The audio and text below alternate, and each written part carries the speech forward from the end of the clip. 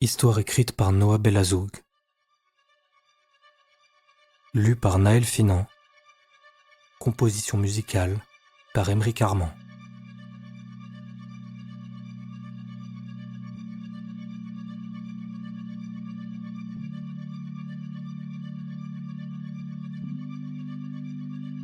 Enfer 2088. Première partie. Au nom de Dieu. Ernest, terroriste du culte.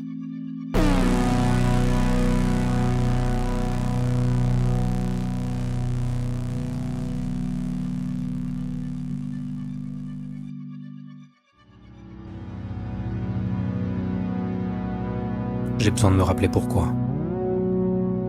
Pourquoi je dois tous les tuer.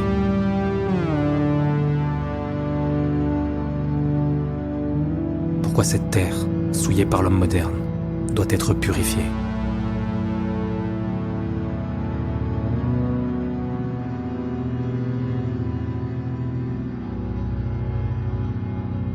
Pourquoi l'apocalypse est inévitable.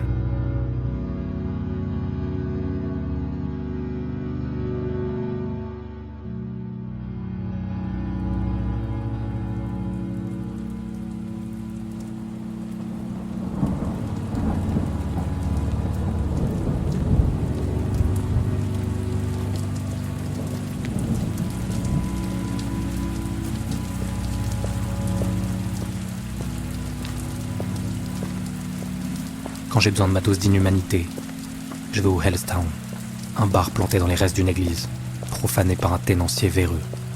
Ce salopard a profité de l'extermination des croyants pour monter son affaire. L'idée même me donne la nausée. Je suis devant les marches. La civilisation qui a bâti cette merveille doit hurler dans l'au-delà, en voyant ce néon misérable clignoter au-dessus du porche. Hell's Town, ouvert 7 jours sur 7. Passer devant ce genre d'endroit me fait grincer les dents. Y entrer, c'est autre chose. Y entrer, c'est ce qui me permet de ne pas oublier pourquoi je vais le faire. J'entre dans le bar à 3 heures passées. L'endroit est ouvert 24 heures sur 24, et sa réputation en fait l'un des lieux les plus fréquentés de la ville. Enfin, fréquenté par les ordures. C'est bien pour ça que je l'ai choisi. C'est là que je vais le faire. Tout de suite, je vois les écrans. Ils dominent l'endroit. Ces foutus écrans. Et le bruit atroce de la musique techno-dépressive me donne envie de passer à l'action immédiatement. Mais les ordres sont les ordres. Et puis ce n'est pas plus mal. Cette atmosphère va permettre de rendre ma haine plus intense, mon acte plus sincère, faire vibrer la corde de ma foi, qu'ils ont tenté de trancher à maintes reprises. L'accueil qu'on me réserve est aussi glacial que d'habitude.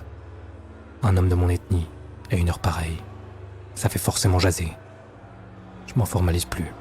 Il y a une 30aine de personnes dans le bar. Une dizaine de femmes. Leurs regards sont les pires. Elles voient en moi un violeur en puissance. Un sauvage prêt à tout pour les souiller. Des histoires qu'on leur a mises en tête, pour éviter le métissage, pour empêcher qu'un sang impur vienne entacher leur précieuse lignée. Je les ignore. Tous. Autant que possible. Mais je sens leurs mauvaises intentions. Et cette haine dont je ne peux me départir, qui plane autour de moi comme une nuée de charognards autour d'un cadavre. Je m'installe, comme toujours, à la table la plus éloignée, à moitié cachée derrière un vieux pilier de pierre, un vestige sacré que les rénovations n'ont pas détruit.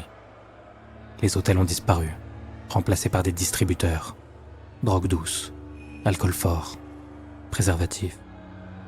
Les statues des saintes sont toujours là, souillées, grimées en prostituées, perchés dans des tenues vulgaires, la bouche ouverte, les seins peints. Et si seulement c'était le pire. Je reste dans mon coin, comme une punition pour être venu au monde dans mon corps, pour avoir cette foi en un monde meilleur, après celui-ci. Pour le moment, je suis là, les yeux rivés sur les écrans géants. C'est ça, la quintessence de leur perdition. J'oublie tout ce qu'il y a autour. Je focalise toute mon attention sur ce blasphème suprême, sur cette torture infâme. L'homme moderne, dans sa toute-puissance, a inventé une sanction réservée aux croyants.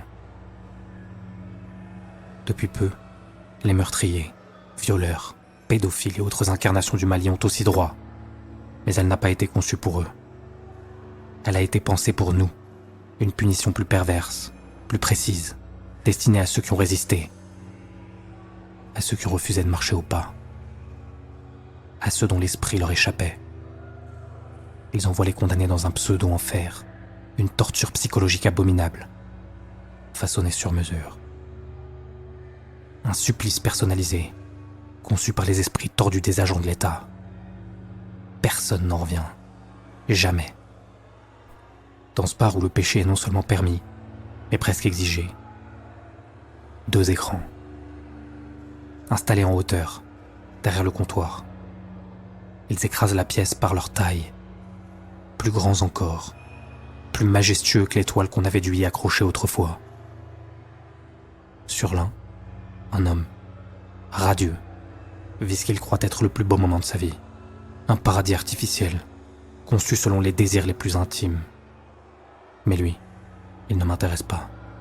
Il n'intéresse personne.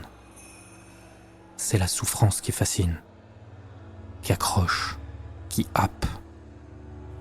On ne s'attarde pas devant l'animal qui dort paisiblement dans sa cage, mais qu'il commence à mordre ou à griffer son compagnon et les visiteurs du zoo accourent. Mon regard est hypnotisé par l'autre écran.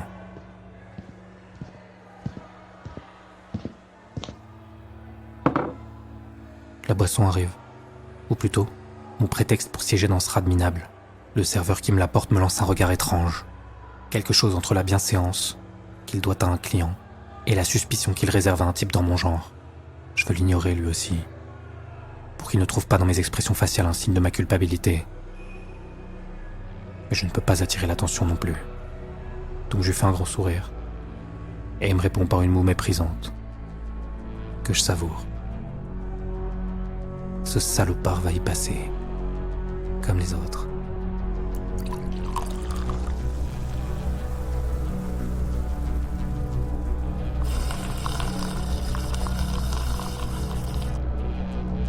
Je bois mon Diabolo Grenadine. Y a pas d'âge pour les petites douceurs. Et c'est sûrement ma dernière occasion de trouver du plaisir dans cette vie. Bientôt, tous souffriront. Par la volonté divine. La vraie. Pas cette mascarade blasphématoire qui se joue devant moi. 1 heure entière pour nous, spectateurs. Une éternité pour lui. Littéralement. Le temps, dans ce monde, est inquantifiable. Comme dans un cauchemar dans lequel on croit avoir toujours vécu, sans plus se souvenir d'un avant. Je regarde, et je ne vois plus que ça. Installé sur une chaise, au centre d'une scène, le condamné est immobilisé. Autrement, ces convulsions pourraient cacher le spectacle, le faire sortir du cadre de l'image. Face à lui, plusieurs centaines de spectateurs retiennent leur souffle. Tous fixent la scène. Silencieux. Les pères soufflent à l'oreille de leur fils. Comporte-toi bien. Voilà ce qui t'attend. Les mères murmurent à leurs filles. Sois sage. Sois obéissante. Tu n'auras jamais à connaître ça. Le nombre de spectateurs explose sur les réseaux sociaux.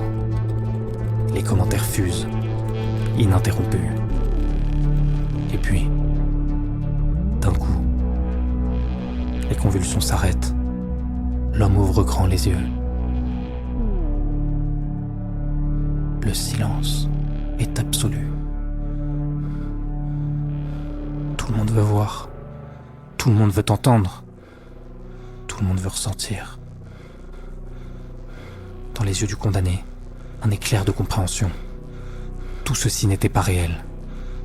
Et pourtant, l'horreur ne pourra plus jamais le quitter. Sa respiration se bloque. Il suffoque. Il ouvre la bouche, tente de retrouver son souffle. Rien. Il tente de crier. Toujours rien. Aucun son. Elle va mourir étouffée, sur cette chaise, devant tous ces gens. Personne ne l'aide. Rien ne se passe. Dans un ultime effort, son visage au bord de l'explosion, il hurle, de toutes ses forces restantes. Et cette fois, son cri éclate. Il brise le silence. Et même après avoir déchiré ses cordes vocales dans ce sursaut qu'il croyait libérateur, rien ne se passe. Ni malaise, ni pitié. Juste une satisfaction tranquille des spectateurs. Presque une déception qu'il ait tant tardé à exprimer sa détresse. Sa voix brisée, réduite à un râle étranglé. Il reprend son souffle. Il cherche un soutien, un regard compatissant, une once d'humanité. Rien. Les spectateurs l'observent avec fascination. Leurs yeux ne reflètent ni trouble, ni empathie, seulement une attente comblée. Puis, soudain, un mouvement dans la salle. Un premier applaudissement. Puis un autre. Dans un parfait synchronisme, tout le monde se lève. Ils acclament. Ils célèbrent. Non. Pas lui. Évidemment pas lui. Son corps tremble. Mais plus personne ne s'en soucie. Il ne comprend pas. Et puis, le bruit mécanique d'un moteur. Son siège pivote lentement. Il quitte la scène, inexorablement entraîné vers les coulisses. Les applaudissements résonnent encore. Lui, pourtant, n'existe déjà plus. Un bruit aigu déchire l'église. Interruption des programmes. Aucun doute, quelque chose de grave vient de se produire. Les autres sont déjà passés à l'action. L'écran bascule. Un homme en costume apparaît, le visage tendu, mais contenu. Il faut rester calme, même dans le chaos. Plusieurs attaques ont été signalées depuis un peu plus d'1 heure. Il s'agirait d'une opération coordonnée par des membres du culte. Nous vous demandons de rester chez vous. Ne sortez sous aucun prétexte. Leur méthode reste inconnue, mais les victimes plongent dans un délire artificiel. Et jusqu'ici, personne n'en est sorti. C'est que le début.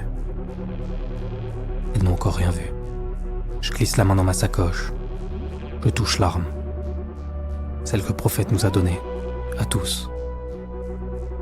Bientôt, quand je le déciderai, toutes les personnes dans ce bar descendront en enfer.